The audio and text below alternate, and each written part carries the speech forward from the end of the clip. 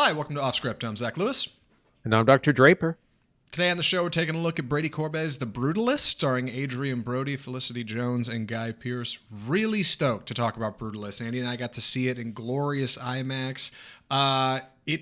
It's really something, man. Monumental is what Variety is saying. They might be right. We're also going to talk about A Real Pain. This is that Jesse Eisenberg feature with Kieran Culkin and Eisenberg playing two kind of wayward cousins on this family trip in Poland. Directed by Eisenberg. I think it's his directorial feature debut, so we're excited to talk about that. We're going to talk about the Monkey trailer. We got to talk about the trailer for the Monkey, the new Oz Perkins movie. It looks so weird, and I'm excited to dig into it. First thing, we got to talk about the news. And before we get to news, I just want to catch up. General conversation. Andy, what'd you watch this week? What have you been watching? I've been holding my film back so I could take time for The Brutalist and all 4 hours of it. How about you? Same. And it's a short week. We're recording on a Monday. So I caught up on some TV, and I watched the second half of Invincible season 2. Season 3 is just around the corner. This is one of my favorite shows of the last few years. For those who don't know, it's a superhero show that centers around Mark Grayson, who at the age of 17, 18 discovers he has superpowers. And it's a story we've heard before, but it's very subversive because it's in a world where there's lots of superheroes and there's superhero teams, and Mark kind of has to prove himself, and he gets beat up like every week. Like it's very subversive that way. It's hyper violent. Also stars J.K. Simmons as Omni-Man. But that's one of my favorite shows of the last few years. Season 3 comes out next month, so I was gearing up for that. Yeah. I've actually been rewatching the first season of Severance ahead of its season 2 premiere, which happened Friday. Yeah, Friday's the season 2 premiere of Severance. Fantastic, man. I don't know if you guys have checked out Severance on Apple TV. We don't talk a lot about a lot of TV on here, but it's cinematic television in its own way. I think Invincible is too. So why not? A shameless plug for Severance here on the podcast. Go check it out. And also the Severance podcast with Adam Scott and Ben Stiller going through episode by episode. Good time. We love a good watch along podcast here on Off Script. Absolutely. Something we don't love on Off Script is reporting bad news on the podcast. And this is something that normally we kind of avoid. Typically, it can just kind of be, I don't know, a headline without much statement, but we wanted to talk about it. So the first story for the news this week, unfortunately, David Lynch has passed away. An esteemed director, enigmatic individual. Boy, Andy, what do you know about this story? So beloved longtime director David Lynch passed away last week. He had been diagnosed. He was a lifelong smoker and had been diagnosed with emphysema a couple of years ago and was homebound and passed away recently. And just a really incredible figure. Like I said, we don't usually talk about Hollywood deaths because there's not really too much about it a lot of times. But he was such an incredible artist and personality. It's a person who transcended film, and he did film, TV. He was also an avid painter, and he was just this really mysterious artist. I remember people always want him to talk about the art, and he said the art is talking about the art. I don't want to comment on it. Someone asked him, what's your painting about, and he said, it's about 4x3, and then smirked and go on. So he was the kind of and his films they're difficult. They are definitely take a lot of introspection. My exposure was first Mulholland Drive back in 2000, 2001.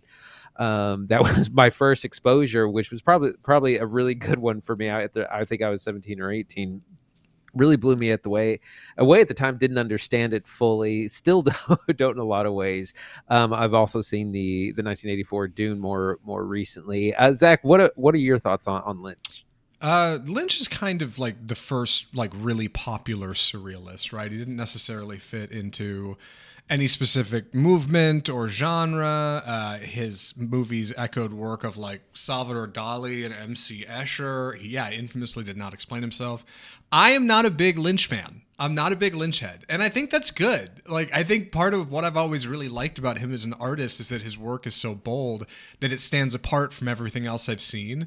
And I struggle to connect with it. And I from what I've seen of the man, from the interviews I've seen, he would so much rather people try it and feel like I don't get it and maybe come back later and see something new than just write him off completely. And that's always where I've been. I did mute him on Twitter a long time ago, but that's mostly due to the way Twitter's algorithm was just serving me Lynch memes relentlessly for a time. Like, oh my God, there were a couple months where I swear every time I opened it, all I got was David Lynch content. But it's a bummer. It's a bummer to see him gone. I think a lot of people really, really, really love his work. And I know he had a bit more going on with this new season of Twin Peaks a while back. I know that after he had announced he probably wasn't going to be directing anymore, that was a big bummer, you know, but I don't know, man. People seem to really like him. People really connected with the guy.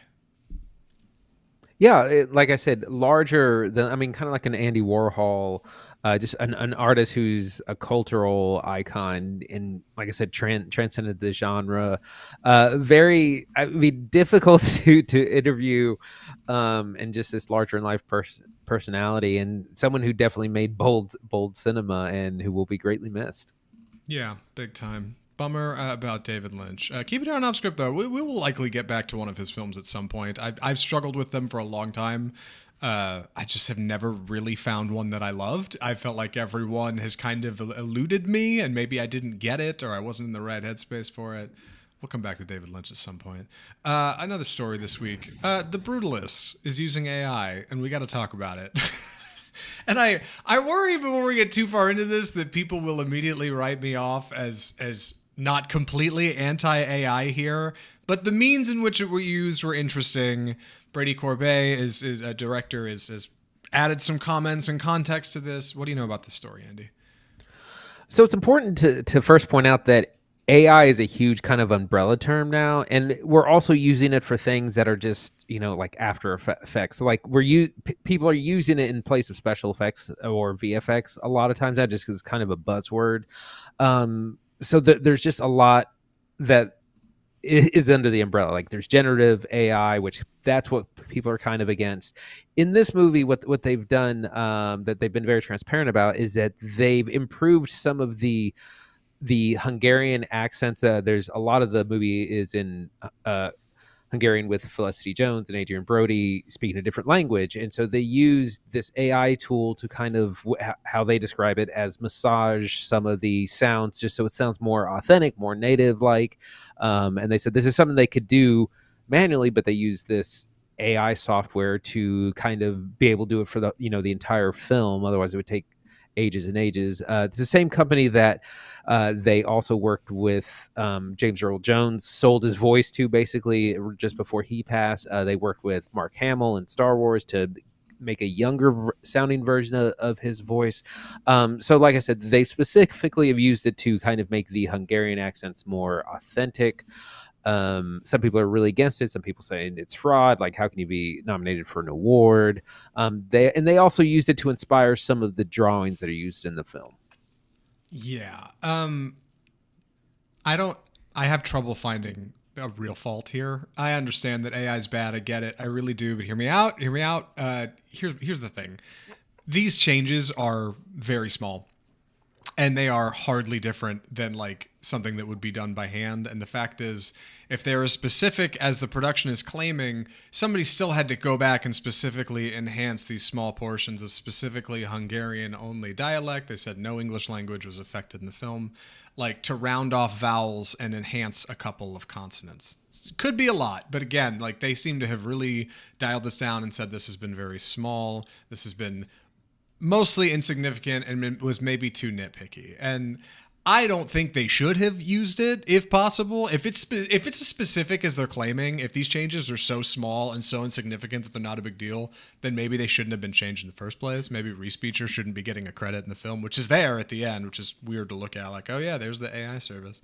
But additionally, there is a section of visuals that's been pointed out. Towards the end of the film, there's a montage of architectural works that Brady Corbet said happens in the background, like it's almost completely out of focus. It's a video montage that's rolling on a projector screen at one point. And he said that some of those images were basically produced by AI and then reworked by an artist to be worked into the film. I don't really know. It's lame, but these are very, very small. These are very small works. These are very small works in a $10 million production. Like, Andy had pointed out, like James Earl Jones sold his voice to these, and Disney's been using these in Star Wars for months, probably years. Like, I don't know. I get it. I get this is bad, and like all cops are bad, and all AI is bad. But like in the case of these instances, like this just doesn't feel that much different than like running language models on like Adobe Audition, or like using Final Cut to run like Isotope and enhance the sound of language. Like, I don't know. It just seems small. Andy, am I overthinking it? I mean, to me, it seems much more like post-production, VFX work, ADR, and they did try to fix it. To fix it in post, they had the actors re-record their lines. They couldn't quite get it where they wanted. They brought in like native Hungarian-speaking actors to try to do some voiceover. That didn't really blend right. So they did try some other avenues, and so this was just kind of another thing. To me, this falls into like the VFX area. It's not the like a computer completely did the Hungarian lines or something like that. I think this is fine. It's kind of an overreaction, I think. Yeah, it's the difference between Photoshop's like content aware fill of the past few years and their generative fill from the last year. Like it's minor, and like I don't know. I should probably think this is a bigger deal, but I don't know, man. I don't. And also, I was really warm on the movie, but we'll talk about the Brutalist in a minute. One more story this week before we get to it. From the box office, Mufasa's still killing it. Wolfman, not so much. Hollywood Reporter said Wolfman mauled, which is really funny. What happened at the box office this weekend? So a little slow over the MLK holiday weekend, which is kind of normal. But Mufasa's still having legs, just crossed 600 million. It's about half what the first movie made, but it started weak and has had really good legs. I think there's not much else to take and see the kids, but it's been really successful. One of them days, which is a comedy starring Keke Palmer and SZA. It's a small hit, made $14 million over the weekend on a very small budget. So that film is doing well. It's a black comedy. And also Moana 2 hitting $1 billion, officially in the $1 billion club for 2024. And Wolfman, kind of a bomb. It's unfortunate because Leigh Whannell's previous film, The Invisible Man, was a huge hit, made over $100 million. And they were hoping to see the same with Wolfman, and it's just not happening. We haven't watched Wolfman on the podcast, and we're not watching it this next week. So while I'm just kind of on it, I'm curious, Andy, from what you've seen of the marketing, why do you think Wolfman's not doing that hot? I'll give you a beat because I got thoughts. Number one, it just looks a bit like a misery simulator movie, right? Like this family just gets torn apart and things only get worse and worse. And number two, like it does look like you don't get to the monster until late, right? Even though the title is the monster, and we all know what the monster's supposed to be. Like, it just seems a little elusive for audiences that are maybe looking for a more straightforward Blumhouse, like, haunted puppet picture. You know what I mean? Like, everybody just wants, like, a Happy Death Day kind of joint, and Wolfman just looks a little, I don't know. Road? Like, what do you think? I bet you it sounds like one of those movies they used to try and set up a franchise where he probably becomes the Wolfman in, like, late in Act 3 instead of at the end of Act 1. Like, he probably should. I've also heard that the trailer gives everything away, so you kind of don't have to see the movie, and also that that's a bummer. He is more man than wolf in this transformation. Like, we need more wolf in our werewolves and less man. Is a complaint I've been seeing as well. No, well, that's a bummer. I like Leigh Whannell. I really liked Invisible Man. I heard Upgrade was good stuff. Like, I don't know. I hope Wolfman, I don't know, gets something better, or he gets another one of these Universal movies or something. Meanwhile, any other news from the box office? We should probably jump into Brutalist. Sonic 3 continues to do pretty well as crossed over $420 million. So that's been a big hit as well, and not doing quite as good as Mufasa, but you also don't have the Disney brand attached to it. Yeah, well, I infamously said on this podcast that I thought Sonic would do better than Mufasa, and I was wrong, and it's a little bit of a sore spot for me. So the sooner Disney gets it out of theaters, the better for me, so I can move past this gross disgrace that I keep bringing up on the show week over week. I'm glad they're doing good, man. I can't wait to go see The Lion King 3. The Lion King, whatever they do next with that frame. Maybe 3 Fossa, yeah. They're probably going to make another one, right? Like, maybe not for a little while. They'll give it Nala's Revenge. But it also takes like 5 years to make one, Barry Jenkins said. So, yeah, Nala's Revenge. The Disney Plus, after the Disney Plus Pumbaa spinoff or something. Right. Yeah. Oh God. Okay. Anyway, we should move on. I'm excited to talk about this movie. Actually, this is one that man, we did not get the opportunity to see last year. It just seemed like it wasn't coming around to theaters. And just a couple weeks ago, Andy and I were talking about just catching it on digital eventually, because it's like we were just never going to see it. And then slowly, A24 has been dripping out screenings. We finally managed to catch some here, and then we caught a late addition to a local IMAX screening. So we went and saw it early Sunday morning, so we had all day to watch the whole thing. Really excited to talk about it. I'm going to be taking the summary, so please excuse my clumsy delivery. This is Brady Corbet's The Brutalist. So, The Brutalist is an epic about the American dream, set over the years of 1947 to roughly 1960. It is the story of Laszlo Todt, played by Adrien Brody, a Polish immigrant and architect who has come over to the United States to escape the horrors of the Holocaust and World War II.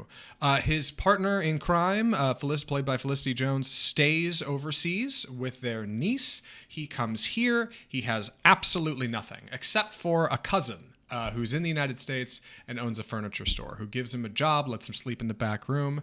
And through one way or another, he eventually goes on to meet Guy Pearce's Mr. Van Buren, this mustachioed, transatlantic, very wealthy white benefactor who hires him to create a series of buildings in Connecticut once he discovers who Laszlo Todt is and what he can really do. So, undertaking this grand task, Adrien Brody's Laszlo has to try to figure out how to save his beloved overseas and their niece, while also meet the increasing demands of his benefactor here in the United States, and hopefully find a place in the world where it seems like so many don't want him and don't respect his work. It is a 3.5-hour epic with an intermission in the middle, which is wild. We don't get those often. It's Brady Corbet's third film.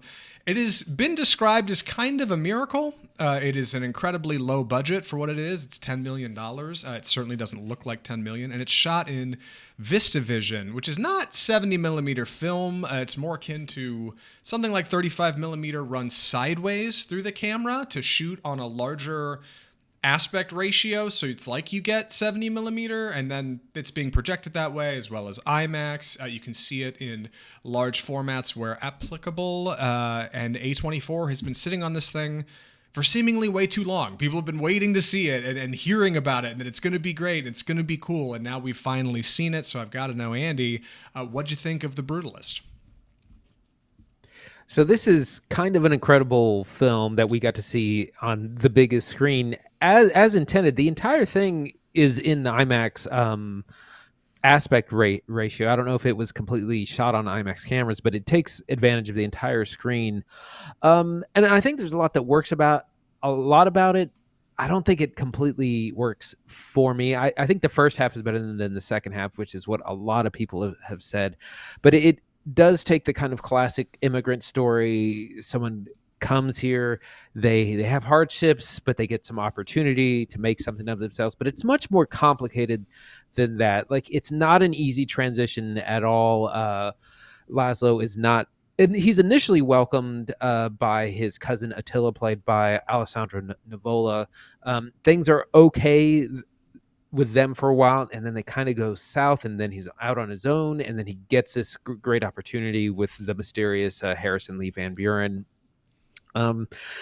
There's a lot going on. Like I said, it's about these Holocaust survivors now having to survive being immigrants, being people out of touch. We see his cousin Attila has kind of completely assimilated. He is converted to Catholicism. He's changed his name. His business is called Miller and Sons, even though he doesn't have any sons and his name's not Miller. He's doing everything he can to blend in. Meanwhile, his wife and niece are just, they feel very different. There's lots of different attitudes, and it's a struggle, but it is an incredible undertaking to see. And for them, they have this project to build this grand like community center that's going to have a theater and a gym and a chapel and it's going to be a staple of the community. And it's like the film itself, it's a massive undertaking. There's a lot, I think, that works here. I think there's some that doesn't quite.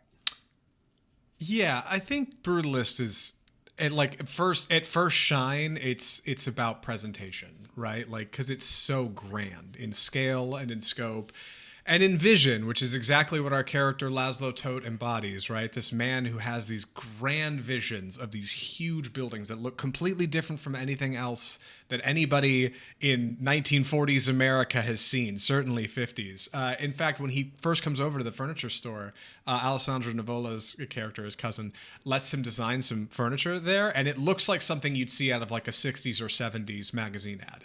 Nobody in 1947, 48 is making stuff that looks like this. And they put it in the front window, and people are looking at it like, who wants this stuff? It's this European style of architecture, design, and form that we're familiar with now in modern ages, but in this film, nobody has seen. And this is like uniquely European. So when the two are hired to contract design like a library space for this wealthy man, the Van Burens, he initially is not warm on how this comes out. And this is where we meet Guy Pearce's character, who comes into the room as a white hot ball of fury. That like it is the first time we see him, he is so upset, which is such a great contrast to this like achingly beautiful library space that Laszlo Toth creates for him. And shortly afterwards, like when he comes back and he finds Toad, it's this really great scene that I swear I'll see on TikTok at some point, like clipped by itself, where he's like, I didn't know who you are. Like I looked you up.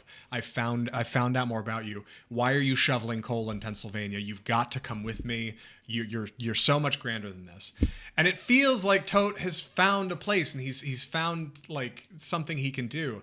But then he starts to realize that like not all that glitters is gold, and that the opportunities he's given are coming at costs that are mounting pressure and struggles and expectation to do something my way versus your way. And like suddenly this American dream of like you can come here and build whatever you want, like isn't quite so rosy. And all of this is in a huge format presentation, not only big aspect ratio, but big runtime, right? Split into two parts. And I think that like unwavering commitment to design and style that runs through our lead, our main character, and also our writer and director, Brady Corbet, like gives us a lot of confidence in a movie like this. It's going to be an IMAX, and it's huge, and there's an intermission, and it feels like a movie made for movie guys, movie made for movie nerds, movie heads, right? It's your movie maker's movie. And in that way, like I think it's a really, really fun time. But like if you're taking your parents to see The Brutalist, dude, like I think they're probably gonna be bored, especially with part 2, which is markedly different than part 1, which I did not expect. Right. Part one, it focuses mostly on Laszlo coming to America, getting settled, kind of finding his feet, getting in developing this relationship with Van Buren, and beginning the project of this center. Part two is that when Felicity Jones joins the cast, because her and their niece, Zsofia, played by Raffi Cassidy, have been kind of stuck in Hungary and have not been able to come over. And thanks to the Van Buren's legal team and attorneys, they're eventually able to come over. And so this breathes new life. We get some new characters, and they just serve it as a different thing, because Felicity Jones, whose character is Erzsébet, she sees Van Buren for what he is, and she's like, he's using you, he's abusing you, they don't really like us. And then the niece, Zsofia, eventually wants to leave and go back to this is also after they've established the state of Israel, and she finds a young husband, and they want to go to this new land that's theirs, and they don't want to stay here. We don't belong here, we want to go to what is now our home. So there's a lot of very kind of conflicting ideals within the movies through these various characters. I was so impressed with so much of the location scouting in this movie. I don't know a lot about it. I've been trying to do some research since I saw it so I could talk about it here on the podcast. And interviews are starting to come out. I watched a great interview with Corbet's longtime cinematographer who shot the movie, talking about VistaVision and how it works and why it looks so good. And like, not only do we get incredible places and just the right lens and just the right choice of like framing to see buildings presented in just this perfectly fashioned way. But you also get this extended to our title cards and credits in the movie, beginning and end. You get so much wonderfully thoughtful placing of where the camera is in relation to our actors and their subjects and what's behind them. Like that, you constantly feel as if you're seeing something that is being presented almost like the way that Laszlo would want to see the world. And like, it's unique and it's engaging and it really pulls you in, along with a really incredible score that should probably be getting a nomination for Best Score of the Year. Really tremendous work. An immediately memorable theme. Incredible opening, by the way. I didn't think this movie was going to open as powerful as it does. Like, hold on to your seat, dude. Like, Brutalist so gets going in the best way.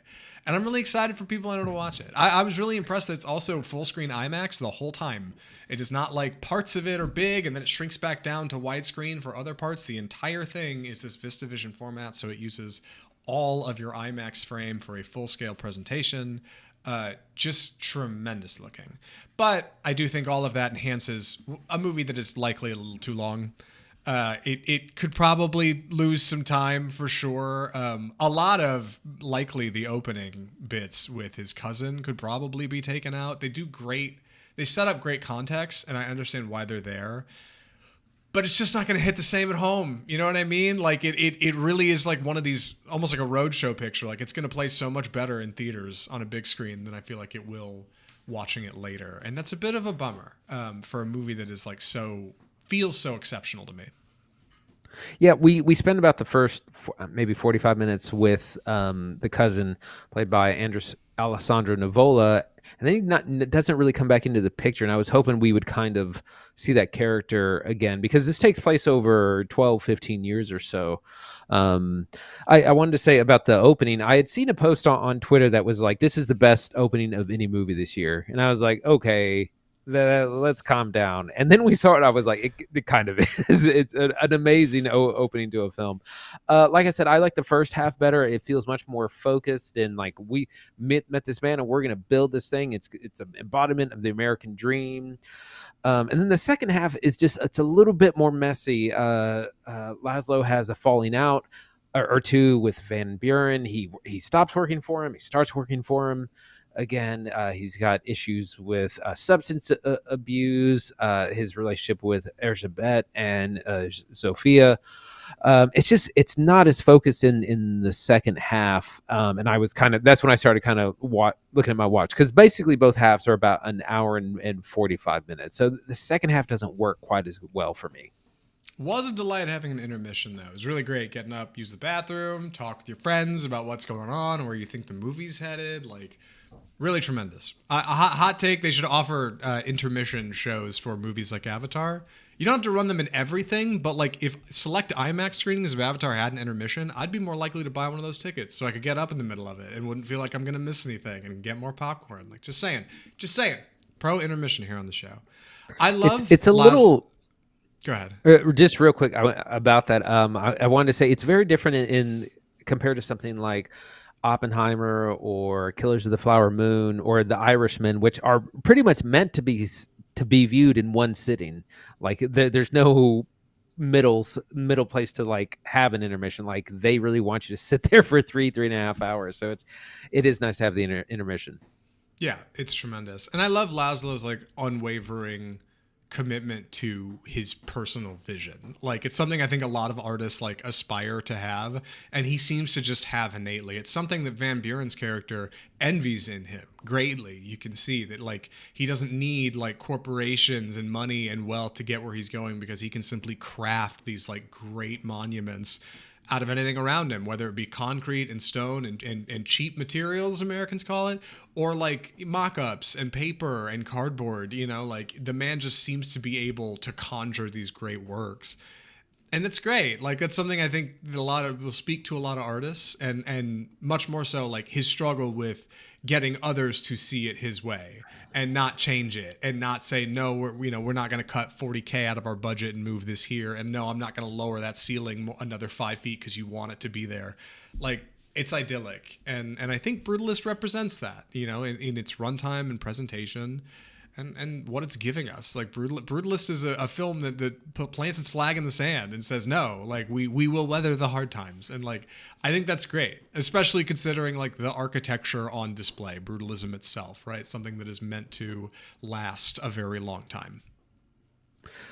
Last thing I wanted to get into the performances a little bit more. There's been a lot of awards talk for everyone in this movie. Guy Pearce is incredible as the Harrison Lee Van Buren. He's this like kind of Andrew Carnegie person who's incredibly wealthy and has this vision for what America should be, but he's definitely just concerned about rich people imagery and stuff. There's a part where there's a big train crash and a lot of the materials are lost and people are hurt, and he's like, oh, it's a PR nightmare, and that's the only thing he can focus on.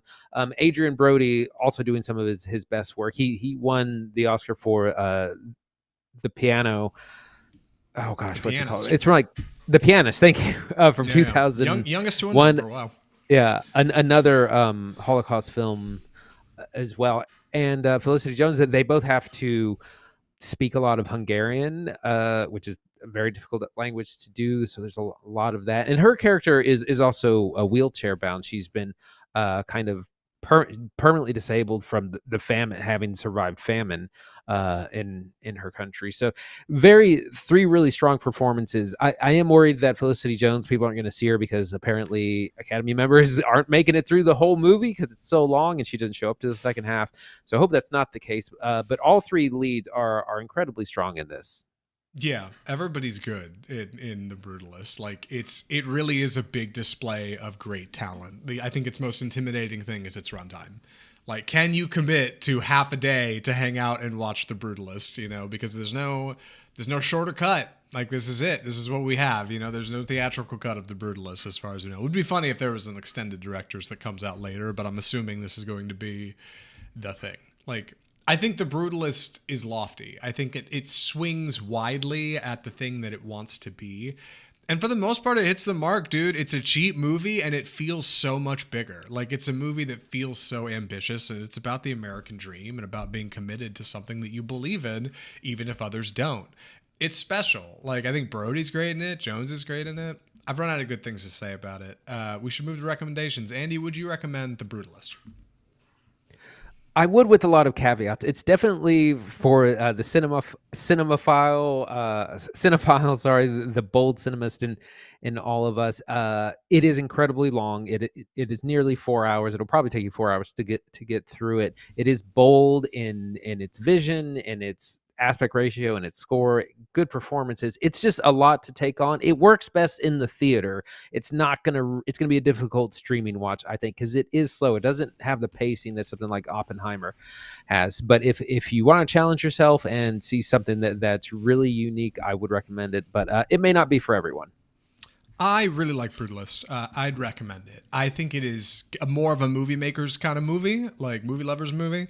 But if you were going to watch it like in parts with family or something, like really let them stew on it, it is a great journey. It is a lot of fun, I do wonder if it'll go to streaming and be split into parts maybe. I know A24 has a deal with HBO. Andy pointed out that it's probably going to Max, but I also know like Baz Luhrmann's Australia ended up going to Netflix as Faraway Downs, which is like a split version of that. I know Quentin Tarantino's Hateful Eight got split into multiple parts for something larger. Like, there is a way that I think maybe this could be a bit more digestible for folks, because other than that, like, I do think it's a great time. It's really well paced. It does not feel quite as long as it is, but it is a long movie and it's a good time. So I would recommend The Brutalist. If I had seen it last year, it might have made top 10, but I didn't. I have only seen it this year.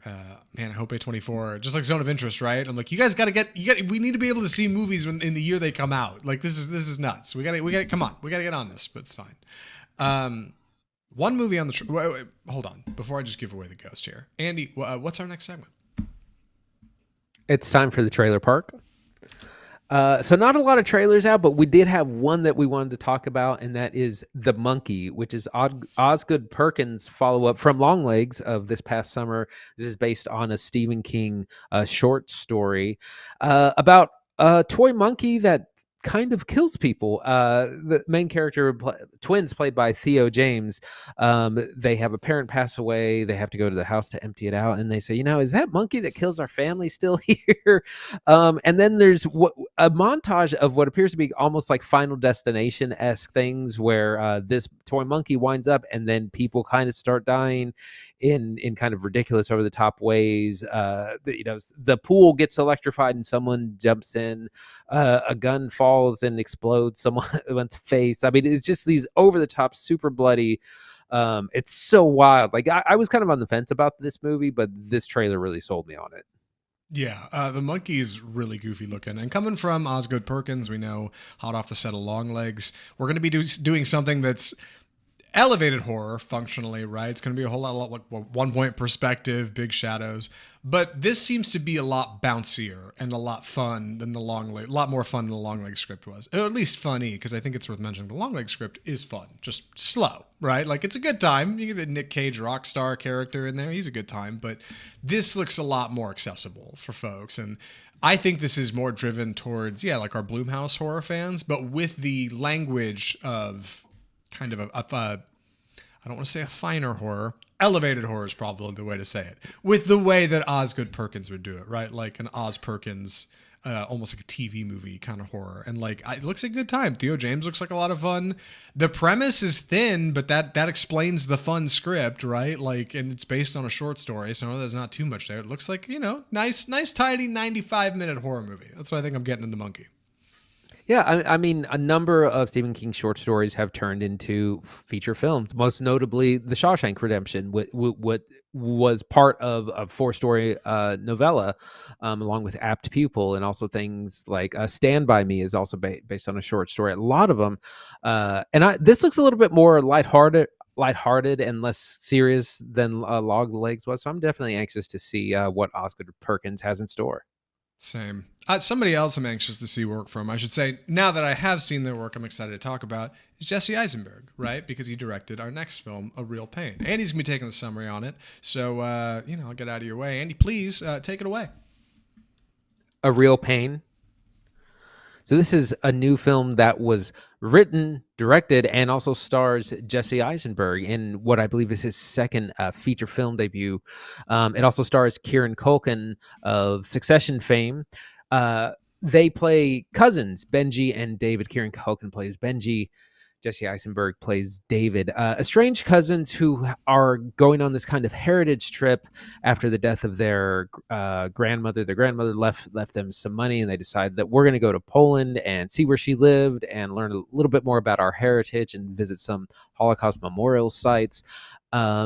And that's the main premise of the movie. And our cousins are a little bit estranged. They used to be very close when they were younger. They've grown apart in life. Jesse Eisenberg is kind of traditionally very successful. He's married, has a good job, has a young son. But he's a very kind of timid man. He's kind of scared of his own shadow. Kieran Culkin's the exact opposite. He's wild. He's brash. He really doesn't care. He just says what's on his mind. He just has a lot of really strange behaviors, but it is also kind of the opposite. He's kind of not successful in work and in career, and they kind of are jealous of each other. And they're on this tour with a small group of other Jewish people who are kind of doing this heritage thing. So it's kind of like a road trip movie. While them discovering their roots, learning more about their roots, and working on their relationship with each other. So that's our setup. Zach, what'd you think? So I like A Real Pain. It's simple, and I think that's good because I know it's Eisenberg's first big feature. It's like 85 minutes, like 95 minutes, just clears feature length. A lot of really good locations. I think it's a little. I had struggled. What's the best way to say this? I had struggled connecting with the two themes of like my struggles with this other person who's like me, but I want to emulate. I want to be like them versus like the struggles of our heritage and family as they experienced the Holocaust years ago. Those two I didn't connect as good as I think maybe Eisenberg wanted. Like there's a lot of this presentation as they tour Poland and kind of get into the history of the Holocaust and where their family came from that kind of conflicts a little bit with like the much more interesting A line of like Eisenberg and Culkin like going back and forth and kind of being friendly but also sparring and having like conflicting energy, and this like poor tour group like that they're around who just cannot handle the two of them in the way they are. It's a good time. I'm a Succession guy, so I already am familiar with Kieran Culkin, like I think as well as anybody could be. He's tremendous. Like he's so perfect for this role.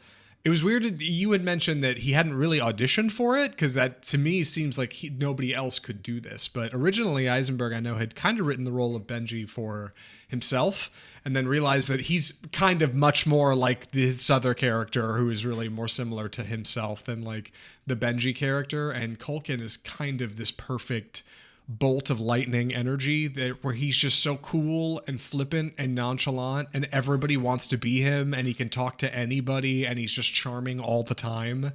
Kind of fantastic for who Benji is.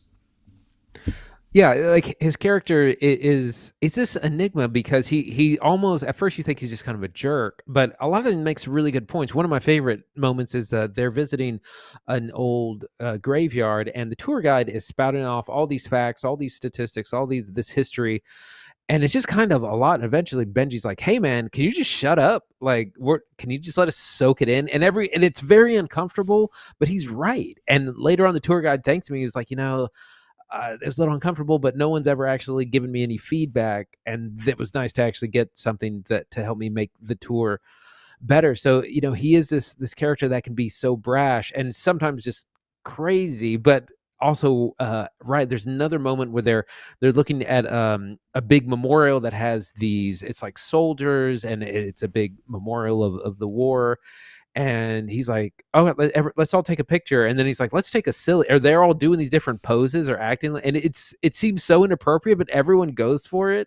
And it's like, it highlights the difficulty that our modern day characters have with the past, the pain of the Holocaust. Where at one point Kieran Culkin says, like, we're on this fancy train eating fancy food while learning about this horrific thing that happened to our people. It's called a real pain. It's about the pain of survivor's guilt, the pain of being a descendant, of being a descendant of survivors, of thinking about the pain of them. And he is a real pain in the butt to our character. So it's an exploration of pain as well.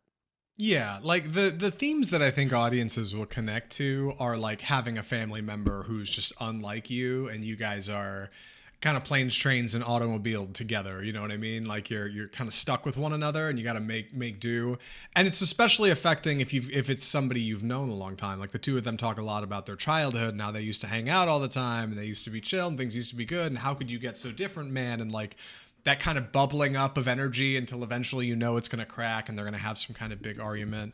And like that stuff I think is really relatable. And additionally, like where we came from and the people who came before us, I think some can relate to. I don't know if most look into it as heavy as Eisenberg is investigating in this movie, but all of that is a perfect excuse to have beautiful locations in Poland where so much of this is shot. Like huge monuments, great sunsets, big like flowers and railways, train cars. Like as we are moving along on this tour, we get a beautiful film. Like we get a good thing to look at, which is good.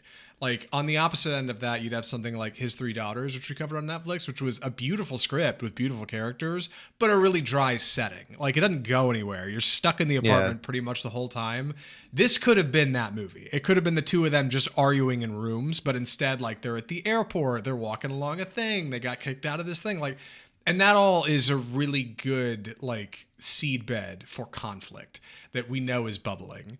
And it's difficult for me because on the one hand, like when Benji leaves the room after an awkward moment at dinner, and like everybody in the tour group is looking at Dave like, and Dave feels the need to apologize, like, "I'm sorry about Benji," and they all start talking about him. Brutal. Like the uncomfortableness that like you are all talking about this guy who's not there, and you're all so sick of him, is like terrible. But then when Eisenberg starts rambling about his past and he reveals information about Benji that he should never tell anybody, it feels overwrought. And it's like, you went too far, kid. And like, I think, I don't know, it pushed me out in places where I had just been pulled in.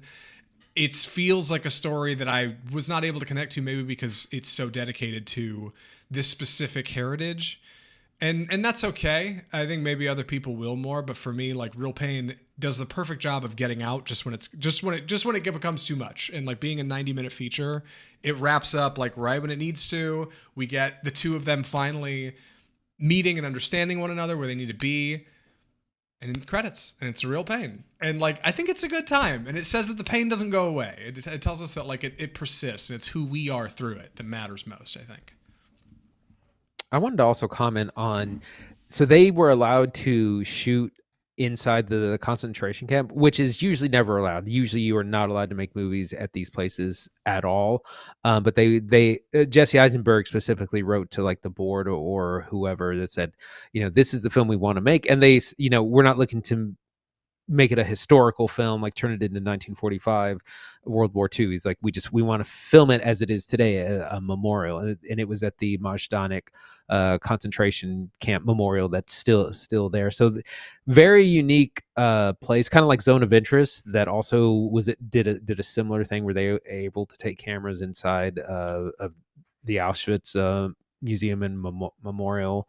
So some real string pulling, and Jesse Eisenberg using his celebrity to be able to get some of this really incredible footage that they would normally not be able to get. Yeah, it's a funny similarity these two films on episode 279 share, right? Like bit of Holocaust history in them, and I'm pleased to say that like Brutalist never actually shows anything. It gets you through audio mostly and dialogue and like dream sequences. A lot of like you'll hear like a rail car sound in the background while Laszlo's standing in line. Like it's a bit more subliminal. Whereas in Real Pain, like it really does boil right down to it. Like they just take you right there, and it's solemn and it's tasteful in the way that it needs to be for sure. But I definitely was surprised. I was like, oh my god, they're actually filming here. All right, we're going to it. We're going there. They tell you in the open, like the tour guide tells you at the beginning of the movie, like it's gonna get heavy. This is gonna be hard, and like I think that's a good thing. I like the way that Real Pain onboards you and brings you through it and gets through these struggles of these characters who are very human people in a very human script. Um, it's good. A little dramatic, but I think in the best way and well acted. Yeah, the performances are top notch. I mean, there's a lot of Oscar talk for Kieran Culkin in supporting actor. This is one of those things where he's really a lead, but he's not Jesse Eisenberg, so they fudged it a little bit. But he's definitely a front runner. Absolutely. Any other thoughts or recommendations? I think I'm ready. Andy, would you recommend A Real Pain? Yeah, I absolutely would. In contrast to The Brutalist, Real Pain is very digestible. I think for most audiences, it's quick. It's 85 minutes. It's not even a whole hour and a half, and it's a comedy about the pain of being a survivor of or the descendant of survivors of the Holocaust. So it's a bit of a family drama. It's looking back at one's roots and where you come from, where you're going, and trying to better understand that. There's a lot of laughs and tears along the way. So highly recommend. I think I'd skip it. It's all right. I Culkin's a good time if you like Culkin. It is a funny script, but it's tough. It's hard, man. Like there's a lot of tears in this movie, and like I don't know. Like if you're looking for something to watch in your free time and you're looking for something that's like a little bit more challenging, I do think it's good, but I came out a little bit more disaffected. I was like, I feel like I just wasn't prime for this. I don't really have anybody like Benji in my life. I don't have any family like that. I don't really possess a family history that's quite this dark. Like I don't know. I think I'm just a big softy. Like Real Pain kind of misses me a little bit, but I do think it's a good time. The two of them are a lot of fun in it. I'm looking forward to what Eisenberg does next. Just for me, like, it's fine. You can catch it on streaming. It's on Hulu right now. It's where we caught it.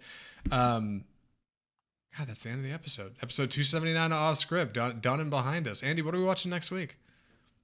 So we're going to be taking a look at Presence, which is the new Steven Soderbergh horror film, which is from the perspective of the entity or ghost haunting this house, starring Lucy Liu and I'm blanking on the other person. She's in Uncut Gems. I'll come back to it. Anyways, that's the big horror release. Other releases that we're not going to be checking out this week: Flight Risk with Mark Wahlberg, that I've seen this stupid trailer for so many times this week. that is out if you're interested in that. And we're going to be taking a look at possibly A Different Man, something on streaming, maybe a look at a David Lynch film. We'll keep you updated. But Different Man is streaming on Max if you're interested. That is the film that Sebastian Stan actually won his Golden Globe for, where he plays an actor who has tumors all over his face and eventually gets this medication to kind of eventually it goes away, and then he kind of discovers life isn't that much better just because he's not as ugly as he once was. I heard a lot of great things. It's not too long, and that's on Max. But next week, Presents and streaming to be decided. I really got to be a bit more open-minded about Presence, because in both of the trailers I've seen for it, one of like the first opening quotes is like the most horrifying film of the year, and all of the visuals are so wildly soft that I'm like, when does it get horrifying? What is going to be happening in this movie? There's going to be so bone-chillingly terrifying that I'll be coming out and being like, oh my god, you didn't know. So with that kind of hype behind me, I think maybe my opening interpretation might be a little tainted, but I'm gonna try to be chill. It'll be a good time. Presents will be fun. Maybe if I go in thinking it'll be soft, it'll be like Hereditary, and it'll like really horrify me, and I'll come out thinking, oh my god, that was totally something I didn't expect. Different Man, meanwhile, does look like something I didn't expect, and I'm excited to talk about it. Stan can seemingly do no wrong. Man cooks. Let him cook. Gosh, that's episode 279 off script. Done and dusted, right behind us. Bit of a short one this week, but I'm excited to come back next week. If you enjoyed the show today, if you like what we're doing here on Off Script, best thing you can do to support your boys is just subscribe to the show on your favorite platform. If you're on audio, we love our audio listeners. We are on iTunes, Spotify, iHeartMedia, Google Play. You can leave a rating and review over there. It helps us move up in the store. I swear it helps. Sounds silly. It matters. If you're on YouTube, love our YouTube subs. Big thing going on over there. Come check out our subscriber.